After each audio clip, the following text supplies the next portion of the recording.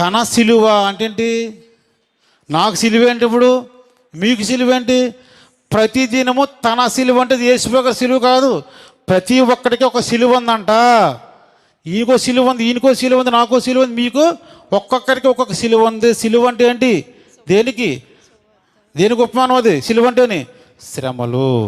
ప్రతి దినము 40 రోజుల ప్రతి దినమా? ఏ ప్రతి దినము? నువ్వు చనిపోయే దినం వరకు, చనిపోయే దినం వరకు ప్రతి దినము తన సిలువను ఎత్తుకుని నన్ను వెంబడించాలి. ప్రతి దినము తన సిలువను ఎత్తుకుని వెంబడించాలి. అంటే సిలువను ఎత్తుకోవటం అంటే ఇదా? ఎస్ట్ రోజున, గుడిపడే రోజున, ఇంకో రోజున? అది కష్టమే. ప్రతి దినము అన్నాడు. 365 రోజులు శ్రమ పడాలి నా కోసం నువ్వు అన్నాడు. క్రైస్తవుడు అయినందుకు, క్రైస్తవుడు ఎప్పుడవుతాం? బాప్తిసం తీసుకుని క్రీస్తుని ధరించుకున్న తర్వాత క్రైస్తవుడు అయినందుకు అప్పటి నుంచి స్టార్ట్ అవుతాయి ఈ శ్రమ దినాలు.